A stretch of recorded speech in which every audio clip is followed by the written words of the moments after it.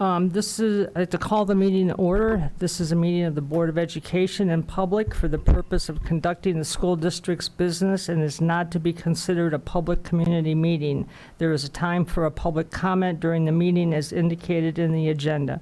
Will you please all rise for the Pledge of Allegiance? I pledge allegiance to the flag of the United States of America and to the republic for which it stands, one nation under God, indivisible, with liberty and justice for all.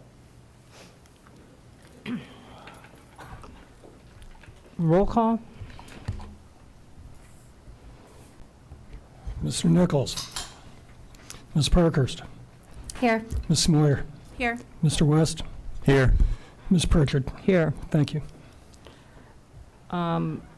Second item is approval of the minutes from the regular meeting of May 21st, 2024. Do I have a motion to approve? I'll make a motion to approve the minutes from the regular meeting on May the 21st. Thank you, Mr. West. Is there a second? I'll second. Thank you, Mrs. Smoyer. Are there any additions or corrections to the minutes? Okay, then roll call. Mr. West. Yes. Ms. Moyer. Yes. Ms. Parkhurst. Aye. Ms. Pritchard. Aye. Thank you. Are there any additions, removals, or modifications to the agenda? I'll make a motion to approve this evening's consent agenda. Thank you, Mrs. Parkhurst. Is there a second? I'll second. Thank you, Mr. West. Mr. Chambers? Ms. Parkhurst. Aye. Mr. West. Yes. Ms. Moyer. Aye. Ms. Pritchard. Aye. Thank you. Information discussion items. Mr. Sable. First, I'd like to invite Dr. Kowalik up to the front to give a state-mandated presentation on student success and wellness. Good evening. Tonight I need to present to you guys our student success and wellness plan as well as our funding. So in the past, the state has provided us funds as a separate grant and given us additional funds on top of our general fund dollars.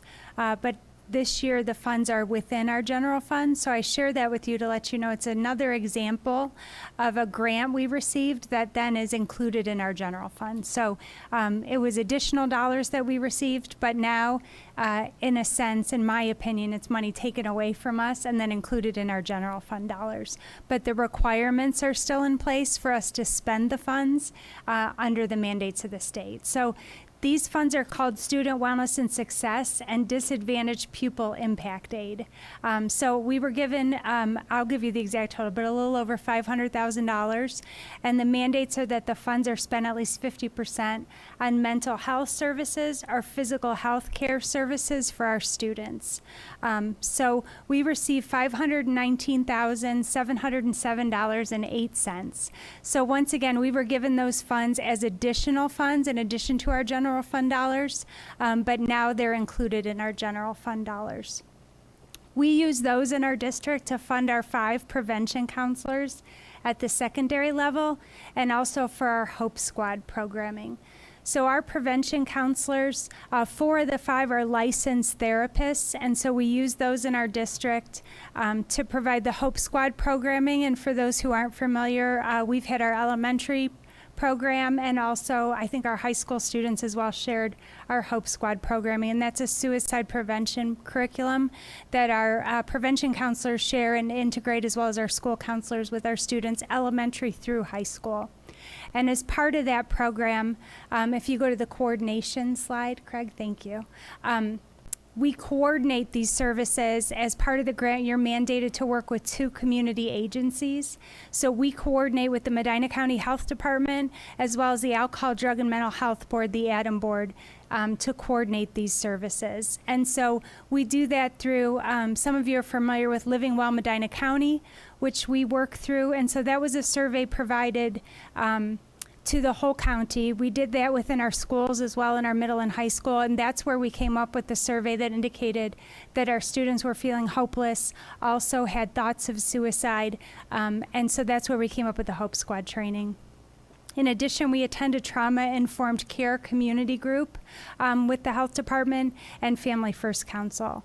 With the ADAM board, they have provided funding initially for our Hope Squad, as well as QPR training, and I know we've talked about that at board meetings as well. QPR is the mental health version of CPR, and so you'll also see it in the communities as well. I know Leadership Medina County has been teaching it to local businesses. Again, while we learn CPR for physical health, we are teaching our students QPR for mental health. It stands for question, persuade, and refer. So when there's a mental health crisis, we learn to do those three things as well. We also learned mental health first aid, and again, the Suicide Prevention Coalition. So in terms of the coordination of services, can you go up one more? So that's who we coordinate services with, and then thanks, the next one. So the state also wants us to report who receives the impact of those services.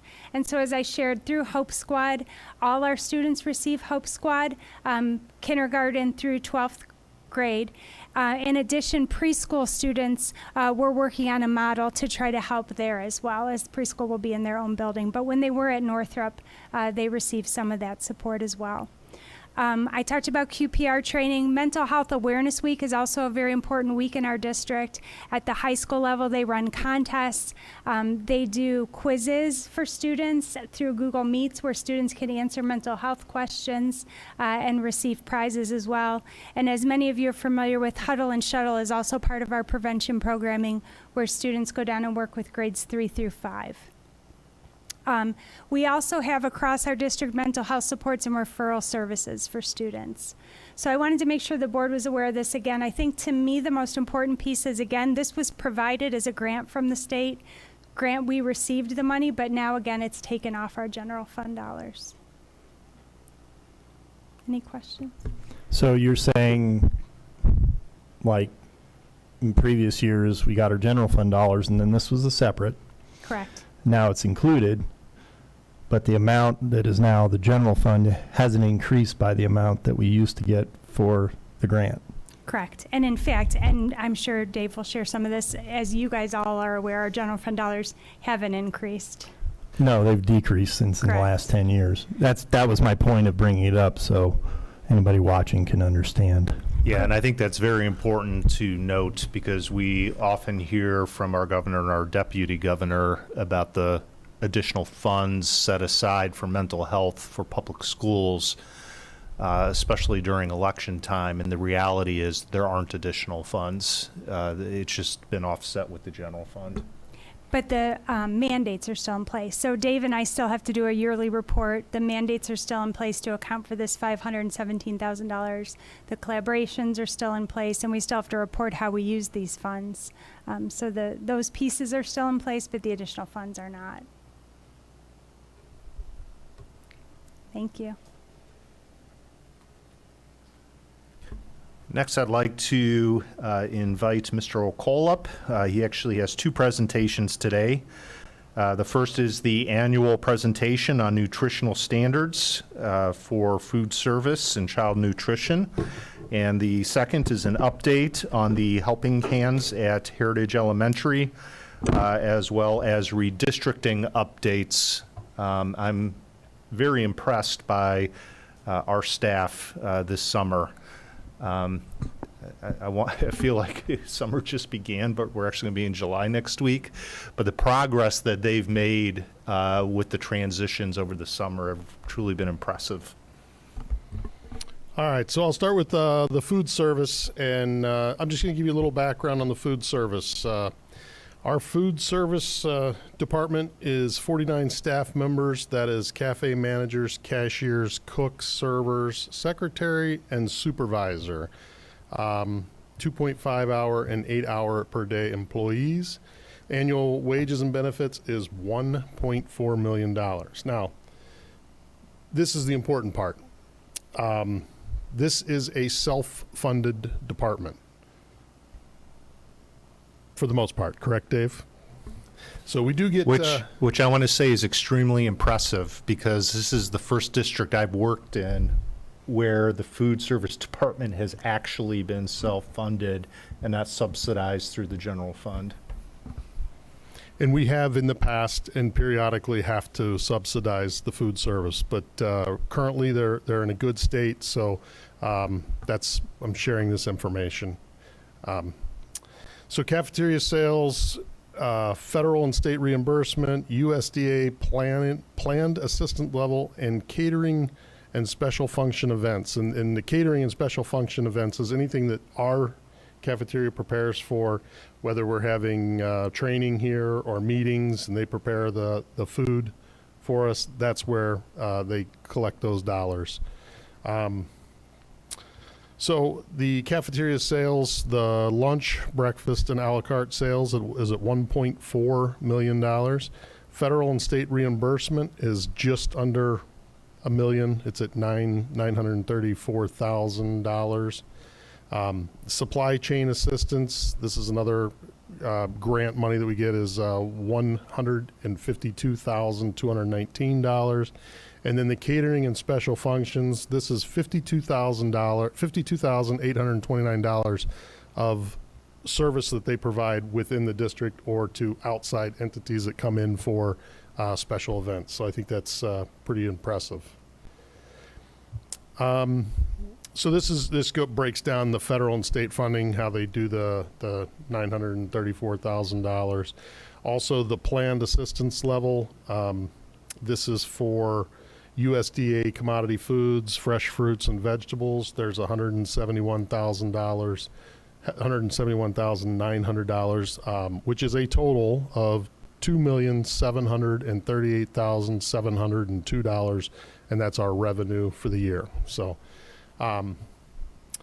Then the next information that I need to provide you is the regulations that we follow, and we follow the USDA national regulations and guidelines for the national school lunch and school breakfast programs. We follow the lunch and breakfast meal pattern requirements, and we follow the USDA smart snack and school nutritional guidelines. And then I've provided in this presentation what those are, and can I let you peruse these at your own leisure?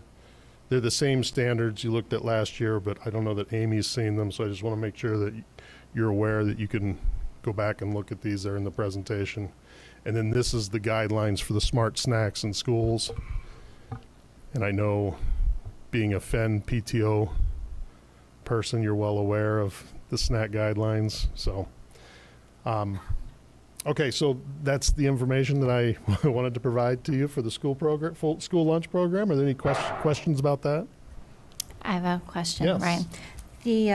The supply chain assistance, Yes. is that something that we regularly receive, or is that just something due to I'm not sure that circumstances? that's going to be ongoing. Okay. That started during the pandemic, and I don't know how much longer we'll get it, but until they pull it, we'll take it, absolutely. So, all right, the next one, I'm going to jump right into Heritage. This is the one that's is fun, I guess. Before you get started, I'm sorry, Yeah, I did go also ahead. want to just thank you and Angie and the staff for all that they do, because like it was mentioned, to be self-sufficient and to also get good quality food for our students, we do appreciate all their Yeah, I efforts. didn't do a good enough job patting Angie on the back. She is amazing, and her department is outstanding. We have great head cooks at all the buildings, and she's very fortunate to have great employees. So that's been very good for her. So thank you. I'll pass that along as well. So, all right, the Heritage project for the summer. And hopefully everyone knows by now, we are converting Heritage into a preschool. So we're going to be using this facility for our youngest students in the district.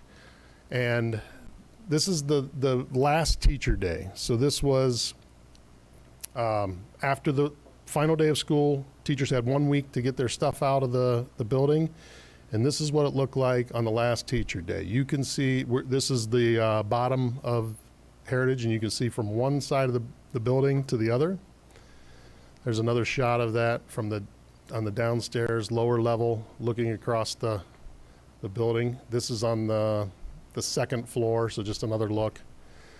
So this is day one of construction. They came in, they started, they protected all the floors, all the carpets have protection on them, so they're not ruining any of the surfaces that we don't intend on changing. So it's very good that they're doing this.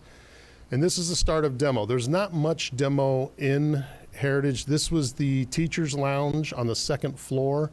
And if you look back beyond the trash can there, those were the restrooms that were in the staff teacher's lounge on the second floor. This is another look of the same thing, teacher's lounge. And this is looking the opposite direction back into the classroom or back into the teacher's lounge where they demoed. So the walls have been brought down. Then this is where we're started to change. These are the new spaces. So this is lower level classroom. It would be number 3, I believe, on the prints.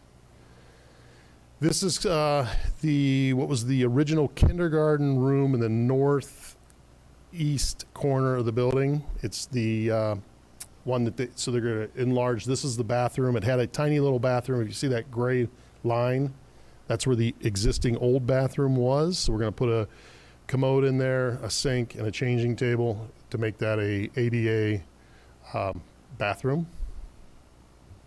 This is just another lower level. This is going to be the conference room. This is just a big room. It's not designed as a classroom. It does not have a bathroom attached to it, but it's just a usable space for community meetings or something like that, and a more intimate location. All these walls will be insulated when they're fully installed. This is then lower level. These are 2 of the staff,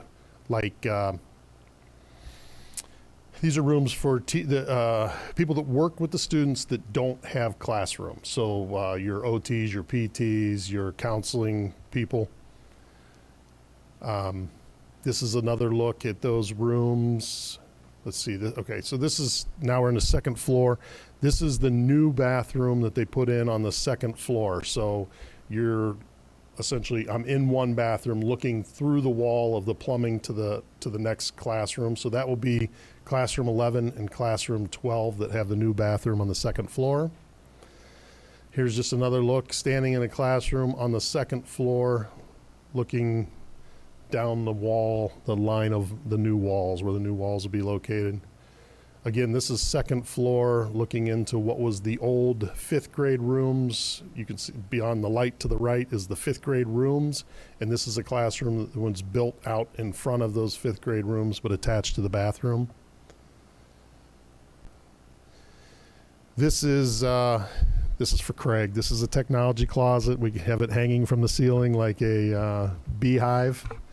It is to protect the equipment until we're finished. So, but this is one of the new rooms that they put in. To the right is what was the teacher's lounge. It's now a classroom attached to a bathroom, and then on the other side of the wall is the technology closet. There'll be a washer and dryer in the technology closet, and then the other side of that wall is a staff bathroom. So, it's moving right along. This is another one of just where they have to frame in the portholes into the bathrooms. Those used to be open, looking into the bathrooms from the open area of the rooms. This is the exterior of the building. New code requires that you have to have walks from these exits. So any exit that was at the building, we had to put a walk. So we're putting a walk around the outside. This will be paved later this week, but it connects all the exterior doors to what is you're looking at down this long walk to the left is going to be the playground for the kindergarten, or preschool, my bad. So that's our heritage renovation to date. Other redistricting, we have all of the teacher materials at least boxed. We have moved, I don't know what the total number of pods is so far, probably 14 that we've moved. We have 4 to unload, and then we'll be finished with unloading the pods outside of Heritage. Heritage pods will stay loaded until the project's completed. But We're trying to get rid of those so we can get the storage off the books, but custodians in the buildings are doing an excellent job of getting the new rooms cleaned and ready for those teachers' materials so we can get them in. Some of the building administrators are reaching out to those teachers, letting them know when they're able to get in and see classrooms and things like that. So I know Canavan, we've had some staff at least be able to come in and see their rooms with all their stuff moved in them. So it's moving along. The summer crew is doing an outstanding job. We have a great group of young kids this year, and we stole the technology kids for the first 2 weeks of summer, and we're able to utilize them, and they've just done a really bang-up job. We're really pleased with them. So any questions I can answer about any of those projects or moving of the teachers? Everything looks great. So we're on track then. I'm sure you have lots of timelines for things and We do, and framing is scheduled to end at the end of this week. So we're 4 days ahead right now. But fingers crossed, they're going to start bringing drywall this week. They weren't supposed to until next week. So that could help us out a lot, especially with the holiday coming up, and we're not 100% sure what kind of staff we're going to have on the construction side for the 4th and 5th. So I know, fingers crossed. Right now it's looking good. We don't have any delays on anything outside of we're waiting on door frames. Are those for the individual classrooms? Yes. Okay. Yeah. And the ceiling, or the walls go all the way up to the ceiling, am I correct? They do, yes, all the way up to the ceiling. Any of the bathrooms go clear to the ceiling, like take out the gridding and go clear to the ceiling. Oh. Other classrooms go to the gridding, and they have a metal track that bolts to the gridding. Gotcha. So there are some that go clear to the rafters, some do not. Having been down at OSBA in the fall, there was a few presentations with districts they were talking about. That seems to be a very common thing in buildings now, where bathrooms would go all the way up to the joists, but individual classrooms maybe just stop at the gridding, so you can have more flexibility for moving them around in the future. Yeah, that's correct. And because of the bathrooms, the privacy issues, they go clear to the ceiling, and drywall goes to the ceiling as well. So, yeah. We did have it's great that we have such a good working relationship with the city, because the inspectors have been out. They did the rough inspection on plumbing and the rough inspection on framing, and Dan Gladish and Tom over there are just outstanding. They, anytime we need anything, we just call and they'll get out there that day. So they've been phenomenal to work with, and they're excited about the project as well. So it's good. great, thank you. Thank you. Thank you, Ryan. Also, want to make sure I point out that project is being funded through the sales tax funds. And what's allowed us to do that is a shifting of projects this summer. So typically, we're doing a lot of paving and roofing projects, which we're doing a decreased amount of those projects this year. The last item that I have is just to inform the board and the community that we do have a resolution on the agenda tonight to proceed with the election. This is a separate voting item on the agenda because it is not standard business for the board. Just want to make sure that everybody is aware that when placing an item on for the community vote, we are required to follow certain procedures as set forth by state and federal law. It requires the board to pass 2 resolutions in order to place an issue on the ballot. The first resolution is determining the amount and length of the actual levy. The second resolution is to actually place the item on the ballot, and that's what is being presented to the board today.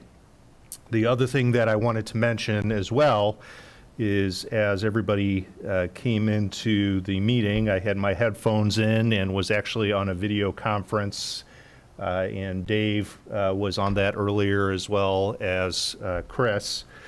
I think it's important, and we probably need to do a better job of communicating this, the work that we do as a district to advocate at the state level for fair and better school funding, specifically for Medina City schools.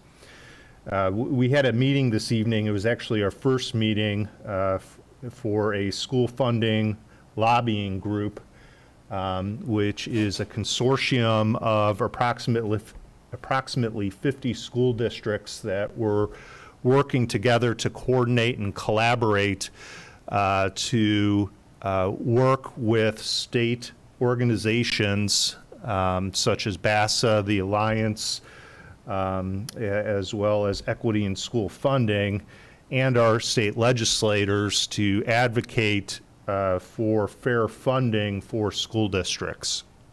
The reason why these 50 school districts in particular are looking at collaborating together is because we are all in a very unique situation in the state of Ohio. One of the things that we have continued to talk about to the community and to our constituents is how we have not seen an increase in funds over the last 11 years due to inflation or the increase in property taxes. Many districts, most districts across the state have seen some sort of increase, even if it was a small increase. But because we are on the state guarantee, as well as above the 20 mil floor, we, as well as these other 50 districts, are in a position, due to the way the formula works, where we do not see any inflation increase. So the discussion that we are having with the group is ways that we can lobby and work at the state level in order to resolve this issue for this minority group of school districts in the state of Ohio. The solution is not going to resolve the issue of school funding for the districts, but it would definitely help take some of the burden off of our local tax payers. And if you look at the school districts that were a part of the call, they're districts very similar to us that have been identified as wealthy communities, wealthy school districts. We had Hudson on the call, we had Bay Village on the call, just to name a few from our specific area that are in a similar situation. The one district who really spoke and coordinated things today is Loveland City Schools, and they started off by sharing their history over the past 4 or 5 years with levies. And I felt like it could have been me talking about our experience here in Medina City Schools, where they were on the ballot in 2019 for a bond issue as well as an operating levy, and it failed. Then they went on in 2020 with just an operating, and it failed. Then they went on in 2022, and they failed again, and just passed in 2023 with their operating levy. And very similar type of situation where a lot of debate in the community and frustration with the way that school funding is working. So again, we are trying to take a proactive approach. I know I've heard from community members that we need to send a message to Columbus, and we are working on doing that. Thank you. Thank you, Mr. Zabel. I saw today there was an article that the millage, they're trying to explain mills to people in the Beacon Journal, and they said that Hudson collects 99.1 mills, which I'm glad I was sitting down when I saw that. So just a lot of mills out there. Mr. Chambers, Treasurer's Report. Yes, the district bank balance decreased $2.1 million in May to $58.8 million. This is $6.7 million below last year at this time. 5-year forecasted revenues were above last May by $3.8 million. All revenue sources account for this increase. 5-year forecasted expenditures were above last May by $2.5 million. All expenditure sources except for capital outlay, other, and transfer and advances account for this increase. The sales tax fund balance increased to $4.68 million. The district spent approximately $386,000 in May, with the majority of expenditures on the COP interest payments. The district collected $1.13 million with the second quarterly sales tax distribution from the county. The rec center capital fund balance is down to negative $55 million, as the district spent $2,175 on LED lamps and received $1,087 from the city. As per the Department of Education and Workforce Precaution Plan, 12-month personnel services reduced between March and April and remain unchanged in May. The district received $181,000 in investment income for May. The total for the current fiscal year is approximately $409,000 above the grand total amount collected for last year. And the district has forecasted funds true days cash estimated to be 150 days. This is down from April by 9.7 days and below last year by 37.7 days. Let me see here. We have fund transfers here on the agenda. These fund transfers are for monies going out to keep funds in the black or to move monies to where they should be. We have general fund monies going to the bond retirement.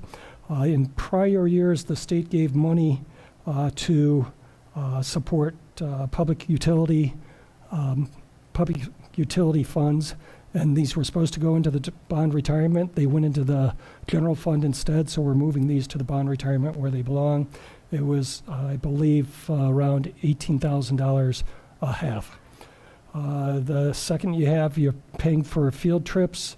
These are in response to, what was that camp? Camp New Hop.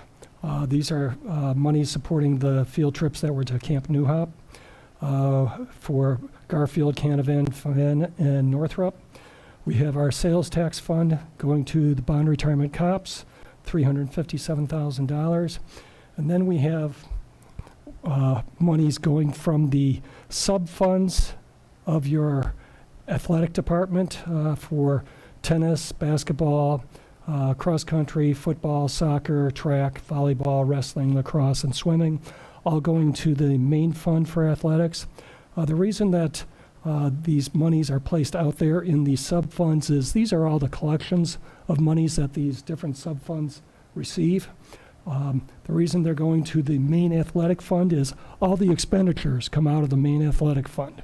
So it's an easy way for them to track their revenues coming in for each of those sub-funds.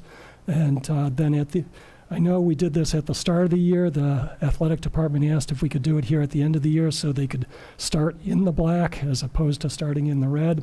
And so this is just helping them out, but we'll be doing this again next year at this time, moving the funds over. We have advances of funds. These are to basically keep these funds in the black. Your internal psych, these are all reimbursement funds from the state, so that's why we have to keep them in the black for audit purposes. If they're not in the black, we're going to be smacked on our wrists, and I've been smacked a lot lately, so I don't want to get smacked again.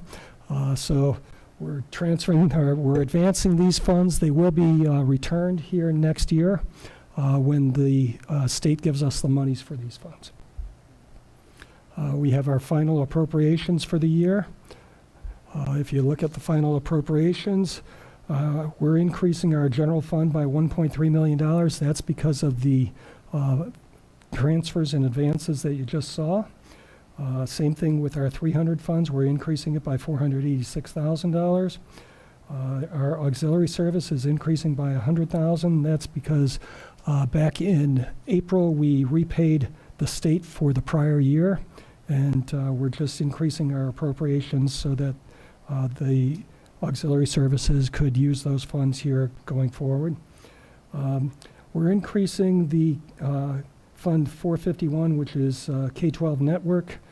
These funds have not been used, but in speaking with Craig, he has a use for them. So we're increasing the appropriations. The ESSER funds, we have $142,000 increasing in the ESSER fund. This was posted to the state activity fund, and this was posted to the regular ESSER fund, and it should have been posted to the state activity fund.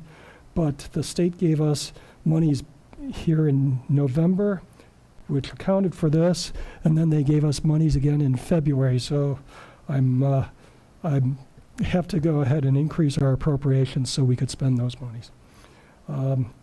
We have monies going into our Title I, our Title 4A, and then our improving teacher quality. These are all additional monies from the state. I know it's June, but I've told you from January, the state is going to be taking and giving us monies throughout the remaining 6 months, and I believe we got these monies last week or maybe the week before. So it's not unusual, but we have to have these monies spent by June 30th in order to, or I should say, we have to have these monies encumbered by June 30th, spent by September 30th. Let's see, what else do we have? We have, we're decreasing our permanent appropriation, our permanent improvement appropriations, and this is to line up with our expenditures. We're increasing our employee benefits. This is to also line up, and same thing with our workers' comp. And those are the changes that are coming to the final appropriations. And then we have temporary appropriations. These would be for monies to be spent in 24-25 school year or fiscal year. We are looking at a decrease in our general fund, and that reflects the precaution and the other reductions that the district did to balance out the budgets. I have your actual expenditures for principal and interest in your bond retirement. Your permanent improvement increased by $10,000. This is for to match the agreement with the city. Your food service is going down by roughly $2.2 million, and this is because of winding down of COVID funds that they've received. And then the rest are based on your current expenditures. Your uniform school supplies are up. Your public school support is down a little. Your employee self-insurance is up. Your workers' comp will be up, and your sales tax is up a little. And then finally, I have appropriations for your auxiliary service, ESSER, Title, ESL, Title I, Title II, Early Childhood, and Title IIA. And this is for them to pay out the carryover funds that they have until September 30th. We have our final, our permanent appropriations coming in our September board meeting. Thank you. Oh, I'm sorry, there's one more thing. There's our gap, I should say our gap letter of engagement. I put out a RFQ for gap conversions, and we received 5 responses. Charles Harris was the individual company that had the best ranking according to the rankings that I did with the 5. They will be performing the gap conversion here over the next 5 years. I know this says that that it will be for the fiscal year ending June 24th. When we could do that, we could go ahead and re-engage them here for the next 4 years. So they will be using Mike Lennon of Lennon and Company to do the conversion, and Lennon and Company will be working with Charles Harris to, after the conversion, working with any questions that Charles Harris may have as far as the audit is concerned. Could you just explain to everyone what GAP stands for? General Accepted Accounting Principles. Did I answer too late? I don't know. Oh, okay. General Accepted Accounting Principles, and basically it's a conversion from our cash basis that the schools all use to the accrual basis that the audit uses, and then that companies that look at our audit, so it would be apples to apples for them. Thank you. I have a question, if I may. Mr. Chambers, back on the fund-to-fund transfers, there was the athletic funds. You mentioned you're transferring the revenues from the sub-funds to the main general athletic fund. When you say revenues, would those be like ticket sales or pay to participate? Thank you.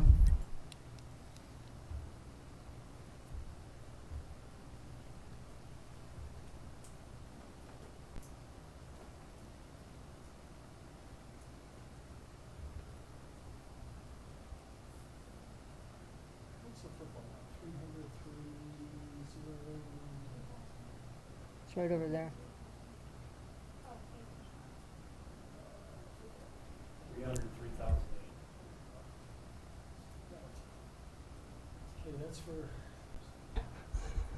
That was all for current admissions, extracurricular current admissions.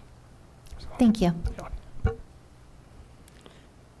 Okay, any other questions? Board communication, Mrs. Smoyer? It's been a little slower this month, which is good. The only thing I can look back on within the last month is attending the Memorial Day Parade and seeing how our high school band and our middle school bands, they really represented the schools very well. They were very respectful at the cemetery, and it was amazing just watching them. So they provide a service to our community just by doing that. Thank you. Mrs. Parkhurst? Thank you. So Mrs. Smoyer and I actually attended policy committee meeting together this month, and really the only thing that was discussed was brought to us to talk about public participation rules as well. There was a request to allow email communications to be read during the board meeting, and the committee discussed that, and we felt that we wanted to remind the public that it is a business meeting that we are conducting for the board's business. And Mrs. Smart, please feel free to step in at any point in time if I missed something. But we wanted to remind the community of that and make it clear that there are lots of ways for the community to reach out to board members. On our website, there is the Ask the Board President button. And those emails go directly to Ms. Pritchard, the board president, as well as each individual board member's email addresses and phone numbers are also available on the website that people can contact us at any time. I feel that is a better way to communicate with your board, especially if you have questions, because public participation is a great time for people to come and discuss something for 3 minutes, but it is not a Q&A time. We're unable to answer your questions at the time. Additionally, that is something the board has talked about over the years as part of our policy. Ohio law does not require school boards to have public participation. We feel that it is important to make that available to our community so that they can come and participate in our meetings. But again, I would request if people have questions, they reach out to their board members or the administration directly so that we're able to engage and have a discussion. I always find that usually that's when people come to me, they have a question about something, I'm able to direct them to the right person that can answer their question. Excuse me. So that's kind of the results of what the committee came up with. The other item is I did attend the curriculum committee meeting. That was a phenomenal meeting.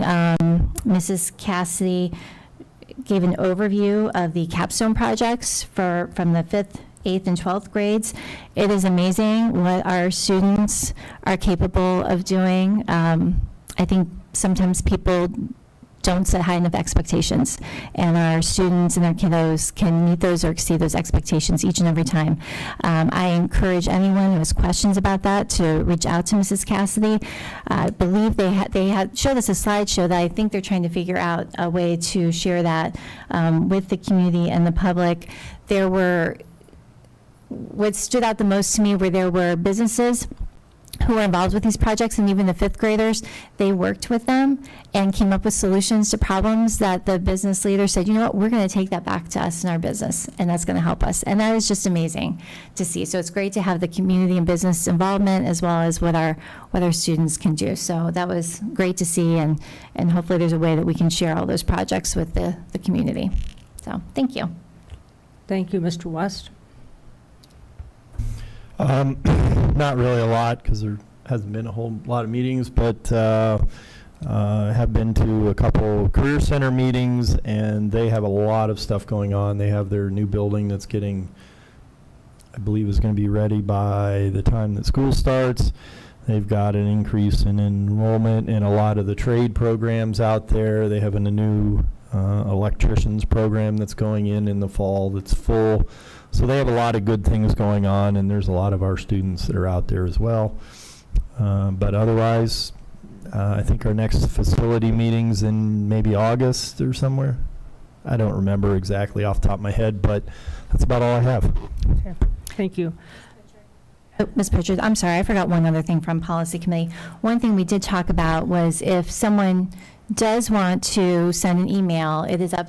A board member can read their email at a meeting as well, if the person would so choose to have it be publicly read. So we talked about how that's an option for people as well, right?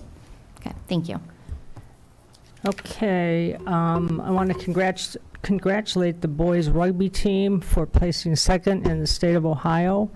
At the state track meet, the boys 4x800 finished 15th, the 4x100 finished 8th, and the 3200, Jake Seabaugh was 10th, but he set a new school record. For the girls, Lauren Dawson, the long jump, finished 17th, and she was 5th in the 100-meter hurdles. I'd like to extend the board's thanks to Carolyn Grenfell for all her hard work with the Joyce Ebner Tutoring Center. It's just through the Medina City Schools Foundation. I believe she's done it for like 12 years at least, maybe more. She is retiring to spend more time, I think, with her grandchildren. I attended the Medina County Sports Hall of Fame, and I would like to congratulate all our athletes and coaches who were honored, and to save Mr. Chambers from writing, I'm not going to mention everyone by name because there were 63 people. So, but I did think about it. Yeah, anytime. Thursday, I was at the Career Center Adult Education Graduation Ceremony that was held here in the Middle Auditorium. A lot of individuals were honored. 4 people received their actual diplomas as well as getting their certification for different programs, which was really nice that they had dropped out, but the Career Center was able to work something out. And I would like to remind everyone, if you're between 18 and 23 and live in Medina County and graduated from, or, you know, I would say went to a school in Medina County, you are eligible for free adult education classes, and you can go out there. There's a lot of different programs, and they are filling up very fast, so don't wait too long. And then I'd like to ask the board, our elementary orientation and open house, and this is kind of like meet your teacher night, all of them are on August 15th. And I'm sure all the kids, when they see Mrs. Busby's little shout outs that this is when it's going to happen, are going, please, not so soon. All of them are going to start at 5:30, but Northrop will start at 6. And I was hoping that each board member would take one building to greet the parents and the students, and also to be there in case anybody has any questions about the operating levy. You guys can let me know, and I'll take whichever one you don't want. So I just think it would be nice if we would just spend some time there to kind of meet and greet people. That's all I have. But I do have a list of 63 people, if you want it. So public comment. Is there anybody who's here for public comment? Okay. Save me from having to read it. So action items, Mr. Chambers. Yes, if it please the board. Item number 1, it's recommended the Board of Education approve the May 24 Treasurer's Financial Report. Item number 2, it is recommended the Board of Education approve the following fund-to-fund transfers. I believe I read all these to you before. Item number 3, it is recommended the Board of Education approve the following advances, which I also read to you before. Item number 4, it is recommended the Board of Education approve the 23-24 final appropriations. Item number 5, it is recommended the Board of Education approve the temporary appropriations for 24-25 school year.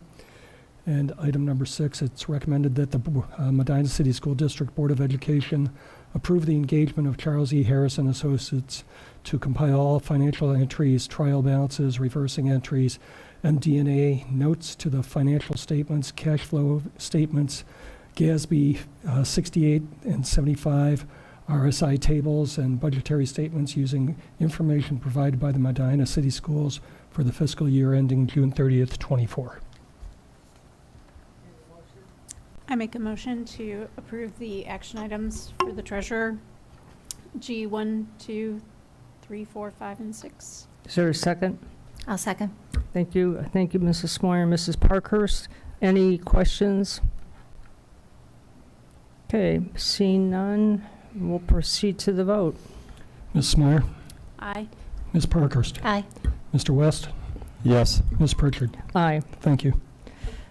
Mr. Sable, action items for the superintendent?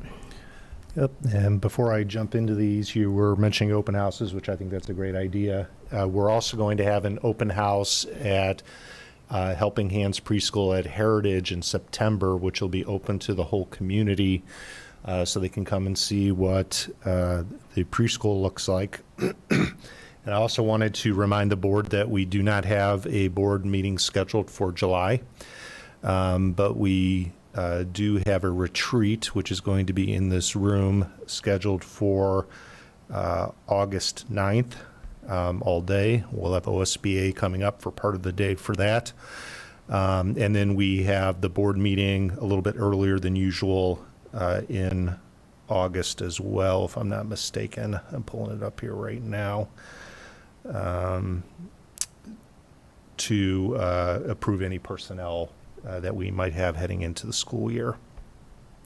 Mr. Sable, just since you mentioned the retreat as well, just so the community knows that is a public open meeting because we are all meeting together, but there is no planned action to be taken at that time. As of this time? As of this time, if we have any personnel items, which I don't anticipate many this year, but you never know as we go through the summer, if we have any resignations of people that need to be replaced.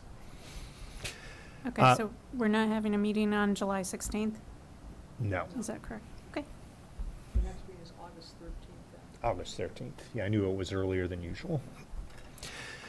First item up is donations. It is recommended that the Board of Education accept the following donations to Medina City Schools. All three of these donations are from our foundation, and they were part of the Run for Fun. The foundation re-implemented the building competition. So these are monies that these buildings are awarded for having high participation in the Run for Fun. So congratulations to Blake as well as Fenn. Number 2 is resolution of the class of 24. It is recommended that the Board of Education accept the list of seniors of the class of 24 who have fulfilled all of the requirements for the state of Ohio and the Medina City Schools for graduation. I think our seniors would appreciate officially being graduates by our board. Number 3 is policies. It is recommended that the Board of Education approve the second reading and adoption of the following revised policies. This is the second reading, so these have all been through the policy committee multiple times and then have been for public review over the past month. Nothing major here with these policies, mostly just minor updates. I did want to add to Mrs. Parkhurst's policy committee update and just mention to the board that the policy committee did review the possible policy to allow students to be pulled from school for religious instruction during the school day. That is not a required policy, and the policy committee, under, I think this is a second or third review of that policy over the course of the last 6 or 7 years, has again determined not to move forward with that policy. Number 4 is service agreements. It is recommended that the Board of Education approve the following service agreements. The first 2 are for special education services, and these are contracts we have held in the past. The second 2 are for the Juvenile Detention Center. The first is for summer services, and the second is for next school year. I just want to remind the board and the community that Medina City Schools provides academic services for the entire county at the Juvenile Detention Center. Thus is why I am recommending these contracts to the board. We do receive reimbursement from the other school districts for the services we provide. Number 5, it is recommended that the Board of Education approve the Memorandum of Understanding between the Medina City School District and the Medina County Drug Addiction and Mental Health Board, ADAM Board, to provide grant funds to the Medina City Schools in the amount of $6,000 to operate the drug testing program for the period of July 1st, 24 through June 30th, 25. And again, this supports the drug testing program that we do through our athletic program. The ADAM Board does provide funds to all districts in Medina County, and most districts in Medina County. Chris is shaking her head. And I want to thank Dr. Kwolek as well as Mr. Shields. They both serve on that board. Number 6 is field trips. It is recommended that the Board of Education approve the following overnight field trips in compliance with Policy 2340. Most of these are athletic field trips for over this summer and are for summer camps. All of the trips that are listed are funded either through the athletic boosters or directly through the families themselves. So these are all at no cost to the school district. Number 7 is stipend payments. It is recommended that the Board of Education approve the following stipend payments to district teachers who have served as cooperating teachers for students attending universities and colleges during the spring 24 semester. And number 8 is transportation in lieu of. It is recommended that the Board of Education approve the attached parental transportation contract for the 24-25 school year. These contracts, which will be recommended to the board sporadically throughout the school year, are to provide reimbursement to qualifying parents who are providing transportation to their students. Oftentimes, these are special education students that require special transportation. And quite honestly, oftentimes this actually saves the district money financially in terms of transportation. And last is personnel. It is recommended that the Board of Education approve the following personnel recommendations pending completion of all necessary and required paperwork, including background checks to the Director of Human Resources. A few things I do want to point out here is we have several, I'm just getting a text from Kim Halleck. We do have several resignations from administrators on this agenda. The first is Andy Brenner. I do want to congratulate Andy He's going to be a high school principal at Orville. I know that's been a goal of Andy's for quite some time, to run his own building. Also want to congratulate Kim Halleck. I literally just got a text message from her that she was just approved at Norton after serving in our district for 20 years as both a teacher and an administrator and doing outstanding work, really transitioning two of our buildings, Northrop as well as Claggett. She is exploring a new administrator opportunity in another district, which is, I think, a good chance to get more experience. And then Sierra, who was associate principal, it says at Claggett, this should actually say over at Canavan, just got a new position as well, and I'm happy for her because she was on one of our administrators on the RIF list. So I'm excited for her that she has another opportunity. Also, we have a list of substitute administrators for the upcoming school year. Just looking down the list, it looks like it's all the familiar names that we've recommended to the board in the past. This is in the event that we need an administrator to come in and fill in for a period of time in case a principal goes on an extended leave of absence.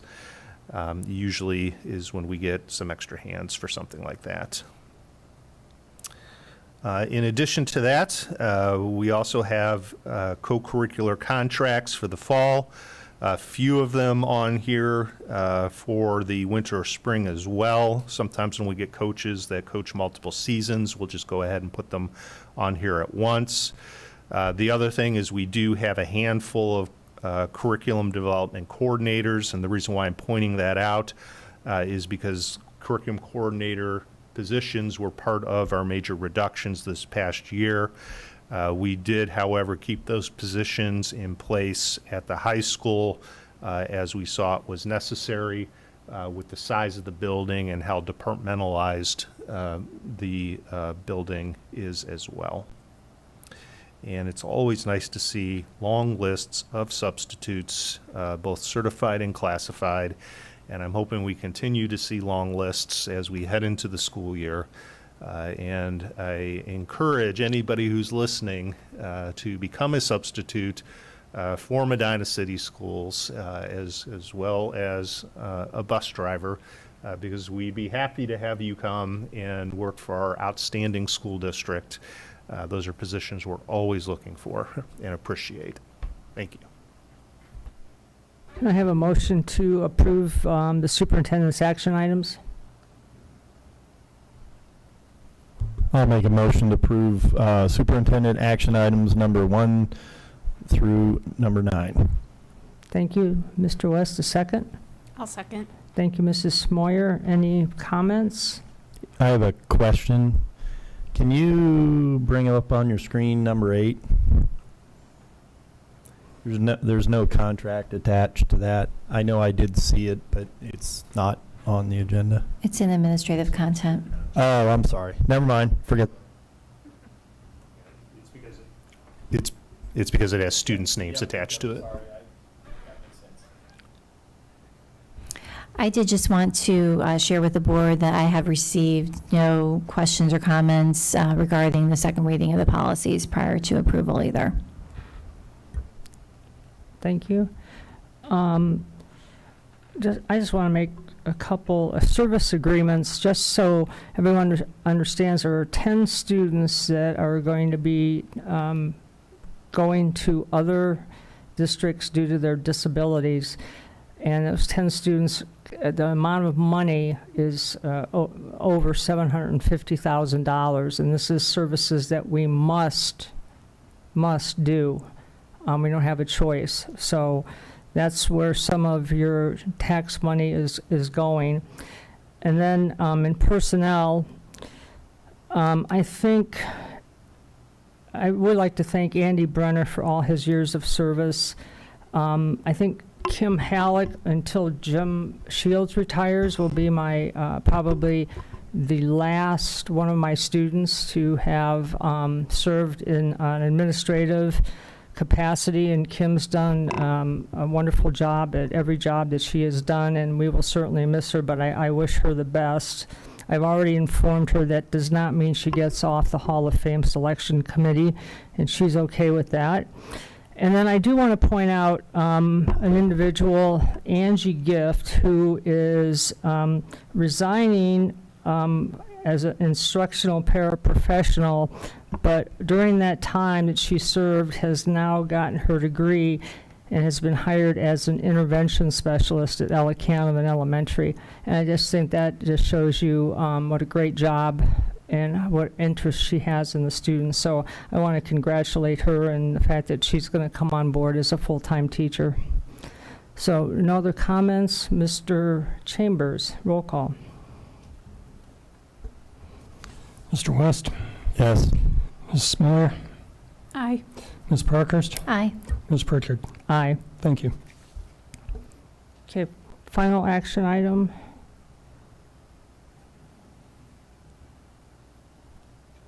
Yeah. Final action item is a resolution to proceed with the election. It is recommended that the Board of Education approve the resolution to proceed with election on the question of an additional emergency tax levy in excess of the 10 mil limitation to raise the amount of $14,412,000 for each year that said levy is in effect for a period of 10 years. Resolution is attached. I'll make a motion to approve the resolution. Thank you, Mrs. Parkhurst. Is there a second? I'll second. Thank you, Mrs. Smoyer. Is there any comment or discussion? I know Mr. Sable talked about this earlier, but I believe also the purpose of this is to make sure the ballot language, the Board of Elections approves the ballot language that, or writes the ballot language that then we approve, correct?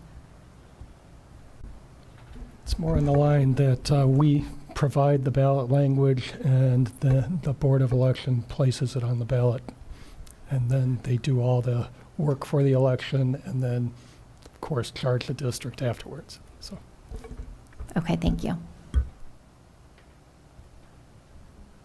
Any other questions?